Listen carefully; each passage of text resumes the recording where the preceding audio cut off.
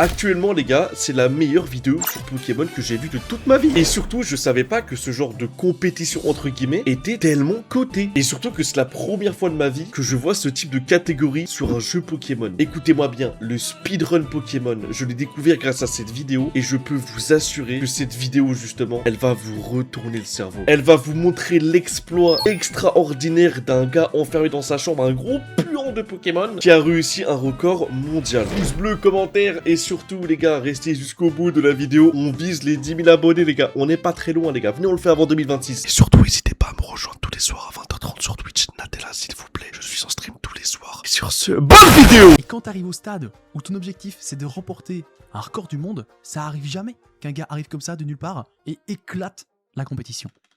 Et pourtant, un matin de janvier 2023, Pokéguy lance une run qui restera gravée dans l'histoire. C'est bien simple, il finit Pokémon rouge et N% glitchless en 1h44 minutes. Ah, attends, bah du coup, attends, il a dit glitchless les gars. Glitchless, ça veut dire quoi? Ça veut dire qu'en gros, ils ont dû glitcher pour finir le jeu, c'est ça? Genre en mode N%, sans bug, non? Attends, quoi, je me suis trompé? Sans bug, sans glitch? Mais c'est pas possible. En 1h44, c'est-à-dire qu'il a fait les 7 arènes sans... Laisse égale 100, oui, bah vous me pardonnerez mon... mon nullissime anglais, mon grandiose anglais, s'il vous plaît. Oui, mais ça va, c'était pour vous faire interagir, ça va, c'est bon. Putain, faut tout faire pour avoir des commentaires maintenant, ça y est, frère. C'était pour vous faire interagir, bien sûr. Évidemment que je savais ce que ça voulait dire. Et 3 secondes. Pokéguy vient de mettre 1 minute entre lui et le précédent record. Il y a littéralement autant de temps entre lui et la deuxième place qu'entre la deuxième et la 10e place. Cette run est un concentré tellement absurde de chance, de savoir-faire et de portage de coronets qu'elle est devenue légendaire. Voici son histoire. Oh. L'histoire d'un record Pokémon impossible à battre. C'est sympa en vrai, moi j'aime beaucoup. Ça m'intéresse en vrai le speedrun de regarder des storytelling dessus. Pas d'y jouer parce que j'aime pas speedrun, tu vois, moi ça m'intéresse pas. En plus sur Pokémon Rouge Feu quoi. Bon ok, ce mec c'est Pokéguy, et contrairement à ce que j'ai pu dire plus tôt, ce type il sort pas de nulle part. C'est en fait un streamer assez réputé dans le milieu du speedrun Pokémon. Le bougre il détient déjà 6 records du monde. Waouh. On n'a pas affaire ici à un amateur, et la catégorie qui nous intéresse, c'est la plus speedrunnée de Pokémon Red, le N% glitchless. En gros, finir le jeu le plus vite possible sans utiliser de glitch majeur. Et comme toute bonne histoire, celle-ci commence par une humiliation dans la forêt de Jade par un Aspico niveau 9. Son carapuce rate son attaque et l'Aspico lui met 2 coups critiques back-to-back. C'est game over, mais c'est un mal pour un bien, car de ce décès naquit la tentative numéro 2800, et c'est un chiffre rond, et c'est 2800 tentatives. Les gars, vous vous rendez compte à quel point ça peut être tellement long? 2800. Tu fais pareil pour Pokémon Rosa? Ouais, les gars, vous inquiétez pas.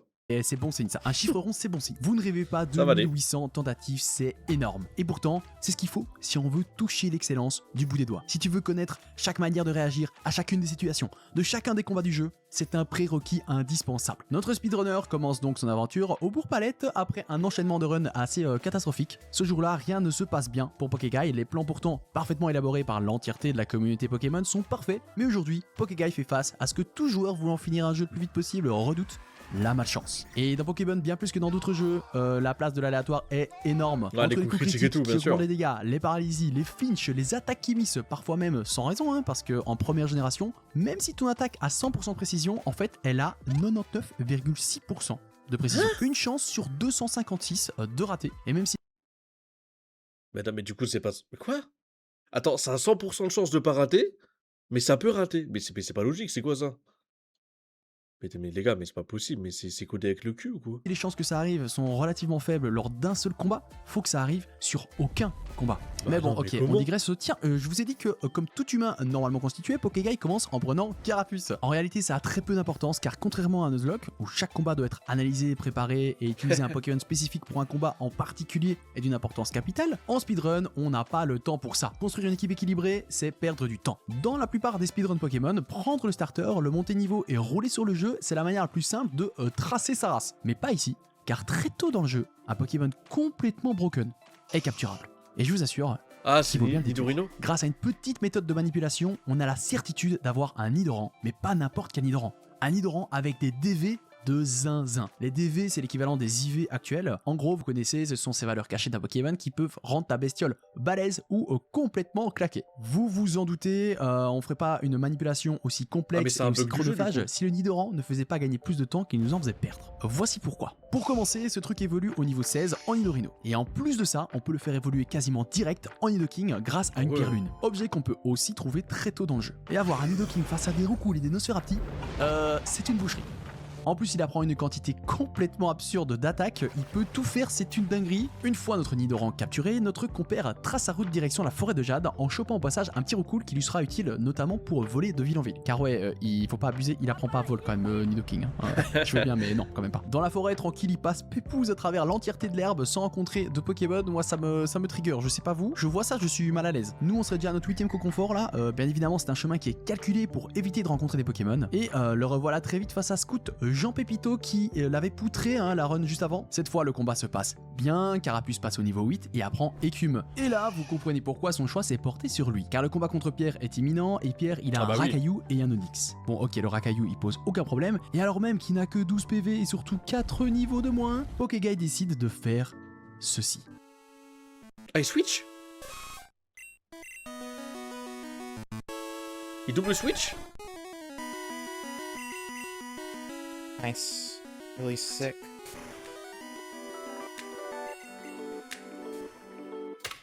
Ok, petite sueur froide, Pokéguy est en fait revenu sur Nidoran avant de renvoyer Carapuce et perdre un tour gratos, c'est chaud quand même. Heureusement le Onix, probablement soudoyé, a raté Grincement et a lancé Patience le tour d'après. C'est donc une victoire facile et le but ici c'était évidemment de refiler de l'expérience à Nidoran afin que celui-ci monte au niveau 8 et puisse atomiser toute la route qui suit. Et ok, là par contre je suis désolé, si vous voulez illustrer à quel point speedrunner ce jeu c'est exceptionnel, je crois que la manip du Mont Sélénite est un exemple plus que parfait. Quand Pokéguy arrive sur cette case bien précise, il sauvegarde et reset la partie le plus vite possible. À partir de ce moment, il est possible en fait de suivre une sorte de chemin super précis et si on arrive à appuyer sur A au bon moment, on peut éviter toutes les rencontres de la grotte tout en chopant tous les objets nécessaires dont on a besoin. Regardez, sur chacune des cases vertes ici, le joueur doit appuyer sur A et jamais sur les 2 prochaines minutes un Pokémon sauvage n'interrompra la run. Mais mec... C'est moi ou c'est satisfaisant un peu là? Au passage, il chope la CT pistolet à eau et ouais, il apprend pistolet à eau, Nidoking, ouais. Il chope aussi la CT ultime à point, qui est, on va dire, une CT intéressante pour un début de game, mais qui est aussi pas mal flippante à utiliser, car elle a 85% de précision pour 80 de puissance, donc c'est pas mal, mais ça laisse pas mal de chance à l'aléatoire de nous Harakiri. Pour finir cette manip complètement dingue, il va choper un super bonbon et la fameuse pierre lune avant de garantir sur 7 cases un Paras niveau 10. Pour moi qui fais pas de speedrun, je trouve que c'est complètement mindfuck tout ce qui vient de se passer, mais je vous assure que c'est pas de la chance. Ce mec là, il est trop chaud. On capture. Mais non, mais vous vous rendez compte ou pas de ce qui vient de se passer aussi? C'est-à-dire que le mec, entre 2 herbes à chaque fois, 2 cases d'herbe, il doit appuyer sur un bouton à chaque fois et sans se tromper pour éviter des Pokémon de la grotte et pour éviter de perdre des secondes. Je sais même pas à quel niveau de cerveau on a affaire là. Ce mec là en haut à gauche, je vous le dis, hein. Et pas en haut à droite parce que lui il est con, hein, c'est-à-dire moi. Mais on est sur quelqu'un de très très fort, les gars, là. Manipulation, mais pas de glitch. Mais quand tu manipules le jeu, c'est glitché, non, un peu, non? À quel niveau de chômage? Oui, aussi, mais quand même, c'est fort. Il a rien à faire de sa vie ou quoi pour faire ça. Mais tu sais qu'en vrai de vrai, les gars, franchement, je vous trouve dur. Parce que moi, j'ai rien à faire de ma vie, et pourtant, bah, je stream, tu vois, en vrai de vrai. Et lui, il fait des records du monde. C'est plutôt à moi qu'il faut dire ça, en soi. Bah, après, je taffe, quand même, faut le dire. C'est pas en mode je branle rien de mes journées, mais quand même, quoi, pour se lancer un défi comme ça, into pour défoncer un record du monde, les gars, ça prouve juste le respect, là. Sur Paras pour plus tard et le Nidoran peut enfin évoluer en Nidorino et la pierre lune est dégainée direct. GG, on est à 21 minutes et 48 secondes et la run est officiellement lancée. Oh là là. Nidoking, hein, les gars. Le Nidoking est prêt à tout défoncer et ça tombe bien car le premier vrai moment chaud de ce challenge arrive, le Nugget Bridge. Cette partie de la run va vous introduire la mécanique probablement la plus importante quand vous voulez faire un speedrun sur Pokémon Rouge, la Red Bar. Enfin ça c'est le nom qu'on lui donne a posteriori parce qu'à l'époque, plot twist, il n'y avait pas de rouge dans la barre quand t'es presque mort. Quand un Pokémon a moins de 20% de ses PV, une alarme bien oppressante, là, bien étonnante, bien qui fout la pression alors que t'as les mains moites, s'active. Et à cause des limitations techniques de l'époque, la Game Boy ne pouvait pas jouer cette douce mélodie et jouer les autres effets sonores comme les dégâts subis et le cri des Pokémon lorsqu'ils arrivent sur le terrain. Une fraction de seconde gagnée certes, mais multipliée par le nombre de combats que tu passes dans le rouge. Bien sûr, la contrepartie, ça c'est que tu peux mourir en fait à tout instant. T'as beau être un Nidoking qui fait 130 kg, qui est en train de martyriser des enfants de 8 ans, il suffit d'un miss ou d'un coup critique pour que la run meurt. Car ok, on n'est pas dans un Nuzlocke, mais retourner au centre Pokémon, c'est perdre beaucoup trop de temps. En quelque sorte, oui. on peut dire qu'un speedrun devient un Nuzlocke quand tu veux battre le record du monde.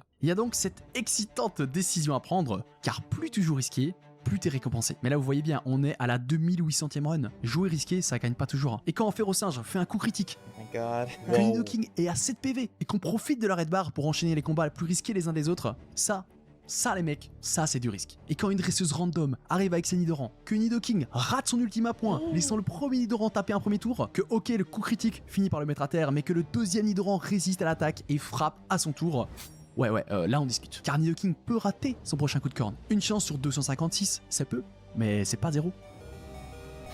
Ok, ça passe, mais le montagnard qui suit a 4 Pokémon. 4 chances de plus de louper son attaque. Donc là, c'est-à-dire que là, il a un Nidoking level 21, il doit bully des Pokémon, même si c'est plus faible, hein.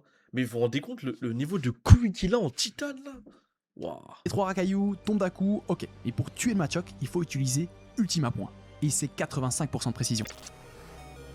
Ah, il le Ok, rate pas, ok, ça ça va. passe aussi, très bien. Un dernier petit combat, 3 Pokémon, rien de bien grave, sauf qu'il faut Ultima Point le Misturb.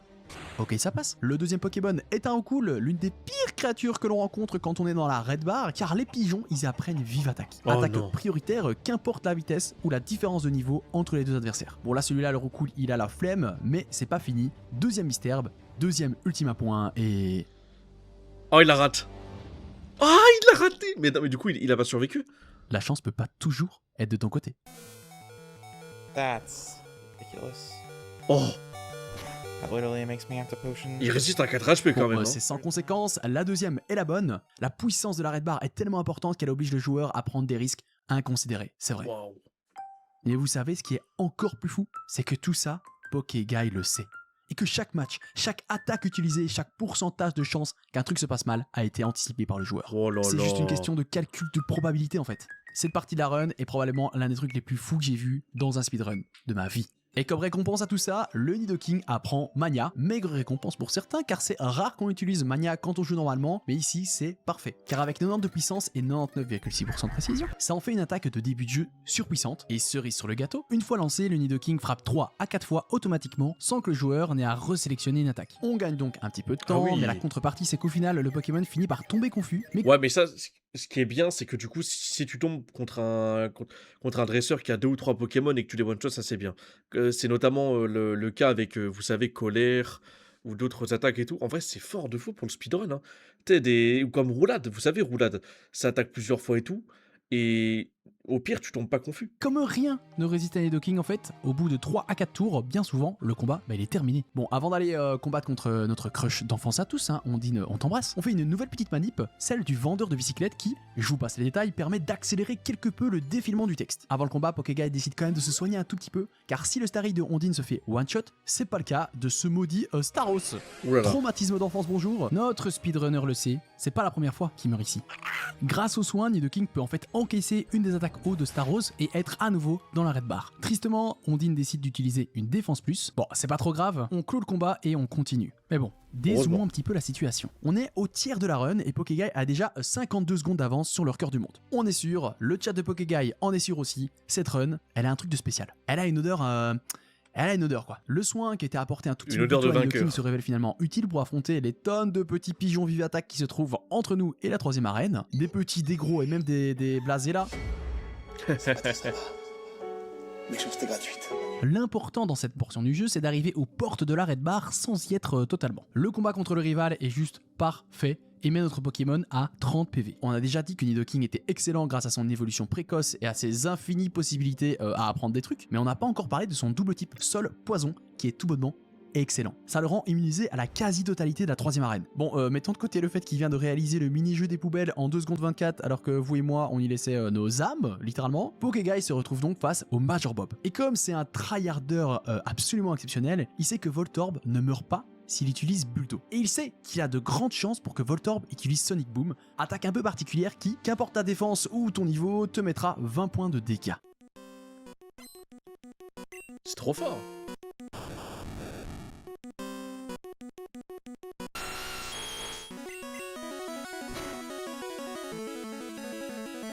my Negro. god. Et la red bar est déjà de retour.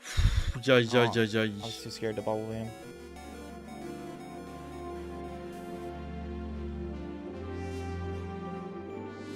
Le troisième badge tombe en combien de temps déjà 43 minutes.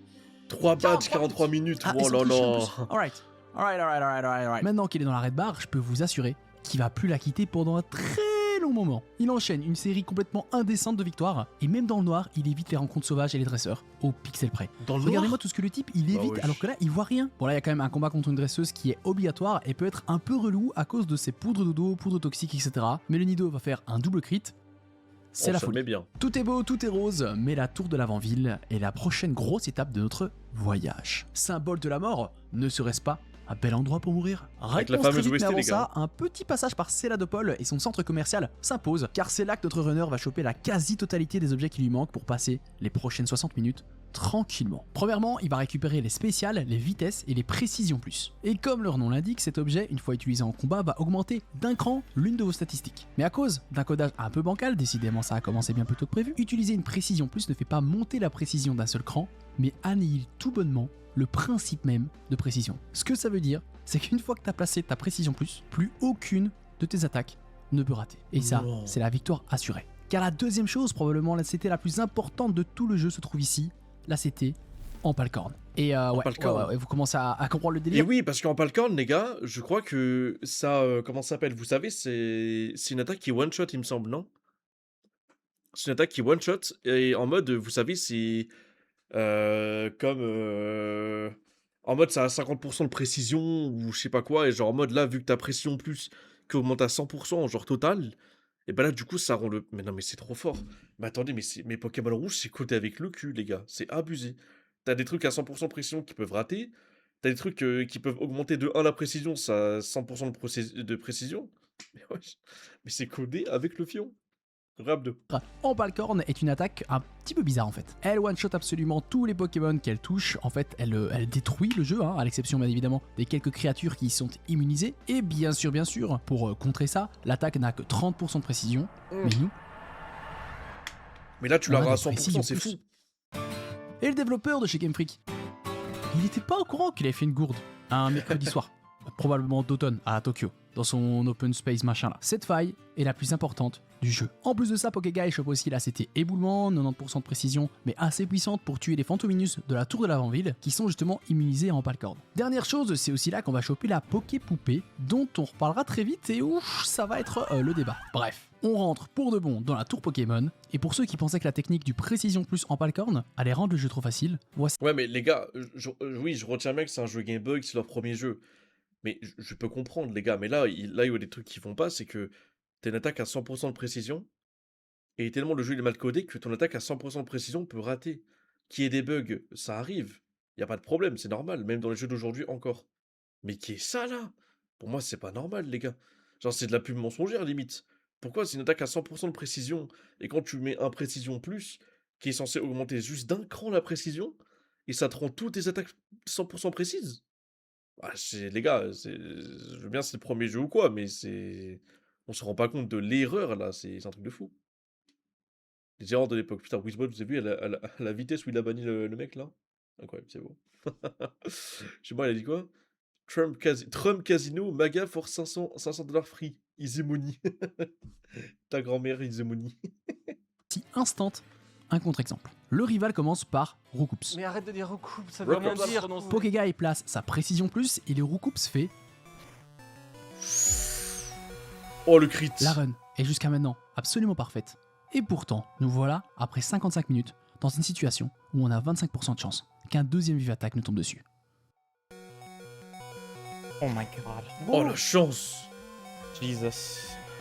T'es pas même lui, il dit Jesus.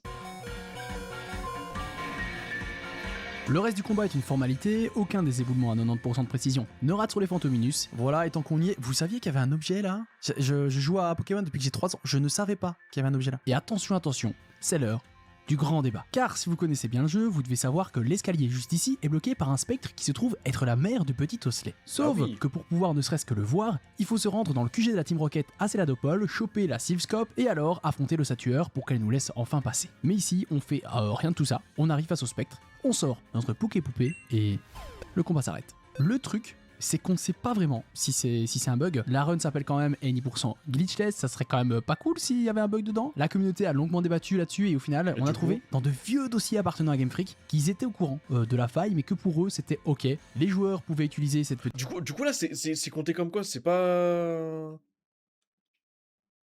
Attends, mais c'est horrible. Parce que là, du coup, les speedrunners, ils sont... Ça a dû faire des débats et tout, ça a dû l'accuser de triche, là, les gars. C'est après, les gars, les blocs, juste après. On finit la vidéo et puis là, c'est après. Mais du coup, ça veut dire que là, genre en mode, c'est... C'est comment ça s'appelle? Ouais, ça a dû compter comme de la triche. Moi, je suis sûr que lui, ça a dû l'accuser de triche, mais oh là là, mon Dieu. Hein. Putain, j'y crois même pas.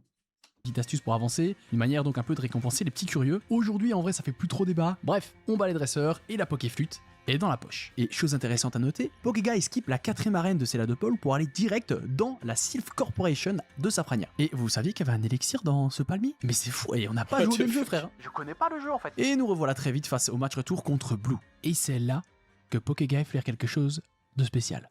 On arrive à un carrefour de décision qui, en fonction de ton choix, peut rendre cette course complètement dingue. Oula.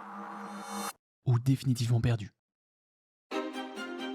Il a dû prendre des risques de malade. Le combat se lance et Pokéguy place un précision plus, un vitesse plus et un spécial plus. En première génération, vous n'êtes pas sans savoir que la statistique spéciale comprend l'attaque et la défense spéciale. Le Roucarnage meurt et arrive le tournant de la run, le moment où Pokéguy veut montrer au monde entier qu'il a des balls en acier inoxydable, car il voit avec le Léviator une opportunité de passer dans la red bar, de transformer une run en passe à devenir le record du monde en une run en passe à devenir légendaire. Le Léviator va faire hydrocanon, c'est une certitude. À cette portée, le Nidoking mourra sous l'attaque. La seule solution pour tanker juste ce qu'il faut pour passer sous les 20% de points de vie, c'est de placer une deuxième spéciale plus. Toutes ces maths, tous ces calculs, Pokéguy les connaît. Mais quand t'es déjà des dizaines de secondes au-dessus du record du monde, prendre un risque aussi inconsidéré paraît complètement fou. Il pourrait très bien finir le Léviator avec Empalcorn et on n'en parle plus, car on peut maîtriser les statistiques tel un physicien nucléaire, se tapis dans l'ombre, un ennemi bien plus dangereux. La phobie des Nuzlockers, la phobie des speedrunners. Le axe. Les coups critiques. Voilà, et en génération 1 bien plus que dans les autres, ce facteur est terrifiant. Car de la 2ème à la 6ème génération, le taux de coups critiques était de 6,25%. Depuis la 7ème, le taux est passé à 4,17%. Mais en première génération, les chances qu'un tel événement se produise dépendent de la vitesse du Pokémon. Plus le Pokémon qui lance l'attaque est rapide, plus ses chances de coups critiques sont énormes. 27%. Un Pokémon qui est rapide a 27,24% de chance de crit. Mais c'est terrifiant, les gars. Mais c'est terrifiant. Oh putain. Mais les gars, mais attendez, mais imagine, tu fais un Nuzlocke random sur Pokémon Pokémon rouge là, mais c'est terrifiant. Et je veux jamais faire ça, moi. 27% de coups critiques, mais c'est lunaire. Je trouve ça logique. Pas trop en vrai. Parce qu'en fait, un coup critique, c'est un truc à la base où c'est basé sur la chance. Pas sur la vitesse, du coup. Non, mais c'est abusé. Merci Fukatsu. T'as dû aller les cartes, tu vas bien? Non, c'est trop abusé, les gars. Et cette chose a un taux de 15,82%. Oh putain. Il faut prier. Ok. Il y a du spécial plus, du coup. Wow. Oh, la luck. La chatte de baiser qu'il a. Vous avez vu le mec dans son chat, il a dit oh boy, Jesus. Le mec, les couilles en titane.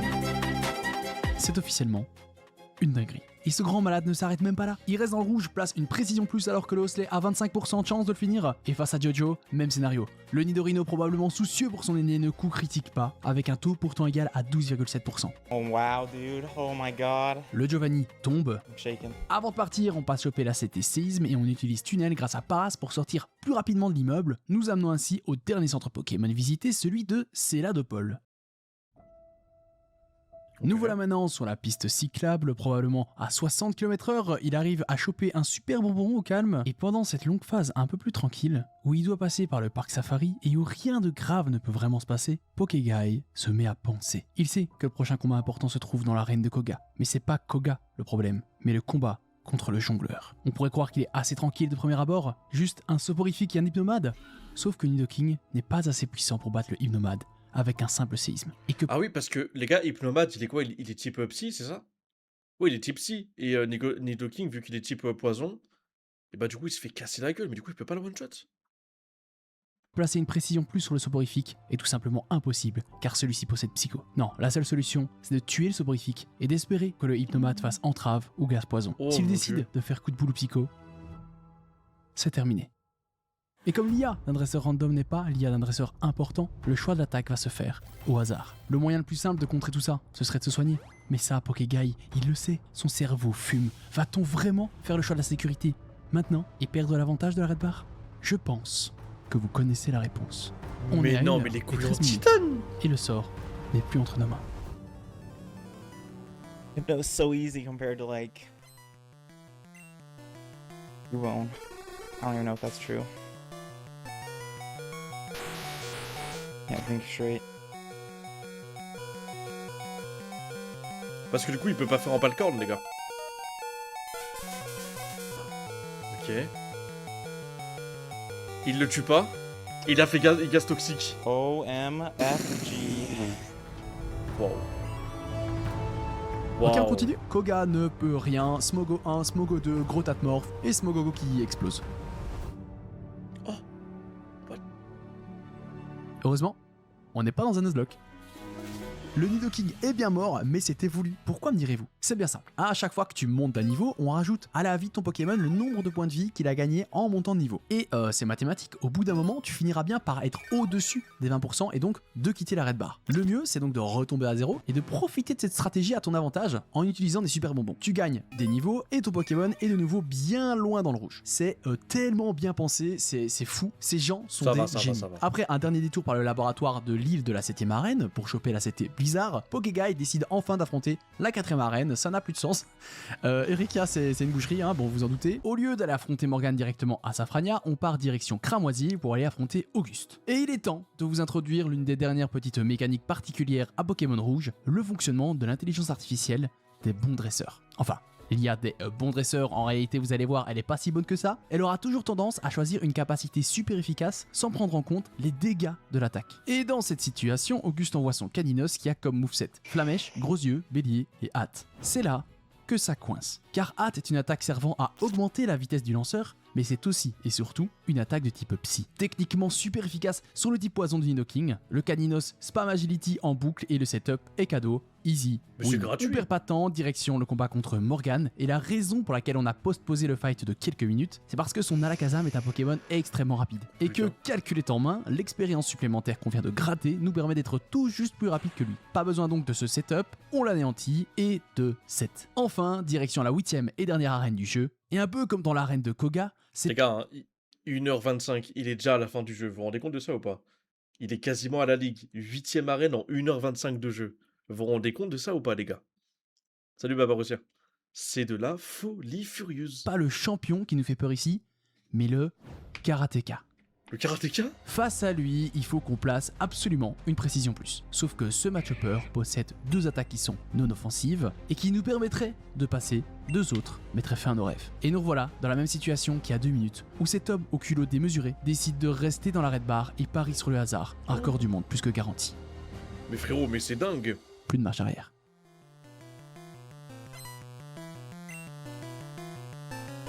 Please. Mais... Oh! Okay.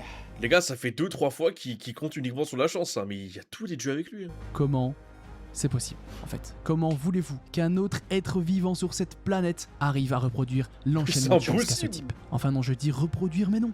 Il faut faire mieux que ça. Si tu veux le record du monde, il faut plus de connaissances, plus de balls et plus de chance. On approche doucement de la fin du jeu, le combat contre Giovanni est une formalité, et avant de nous rendre à l'ultime étape de notre aventure, Pokéguy doit affronter notre cher rival. Mais le recarnage de Blue possède l'attaque hâte, Oh, tout la comme gueule qu'il a. Caninos, rien ne peut nous arriver. Mais mec, mais les couilles en titane qu'il a, c'est dingue. J'aime trop.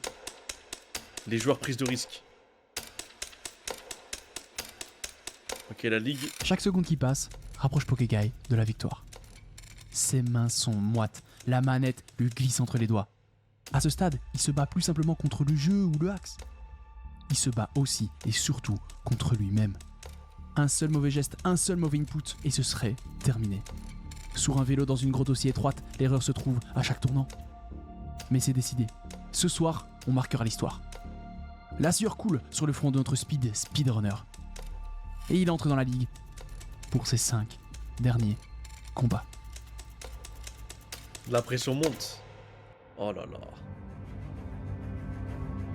Olga et son Lamantine sont un problème. Certes, le Lamantine possède repos, attaque de type psy qui endort le lanceur pour récupérer des PV, mais il a également onde boréale, super efficace sur le Nidoking. L'IA de ce combat a été maintes et maintes fois étudiée. Le Lamantine a une chance infime d'utiliser repos au premier tour, mais par contre on en a la certitude, elle l'utilisera au deuxième tour. Comment résister à onde boréale avec 26 points de vie? Spoiler, on peut pas. Et il a fait comment du coup? Ah, il a switché sur son... Pigeon. Le Rougoul fait sa première apparition et c'est au Conseil 4, le légendaire petit pigeon a rempli parfaitement son rôle. Nidoking peut se placer et sweep l'entièreté de l'équipe d'Olga, Wow. plus que 4. Le Onyx de Aldo avec son attaque de 45 ne peut rien faire, le match est relativement facile, plus que 3. Agatha et son ectoplasma peuvent eux être un véritable danger. Il faut vraiment espérer pour qu'elle ne fasse ni hypnose ni honte folie. Dans le doute, on place aussi une super potion pour résister à l'attaque ténèbres, mais le meilleur scénario, ce serait qu'elle lance des Voref. Dévorer sans endormir les gars. Pas mal celle-là. Oh my Non. god, dude. Oh my fucking god. Le Nidoking est en train de le faire, plus que 2, et cette fois encore, l'ultime tournant de cette aventure aura lieu face à Léviator.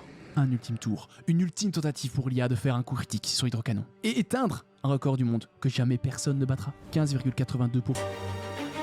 Hydrocanon qui passe.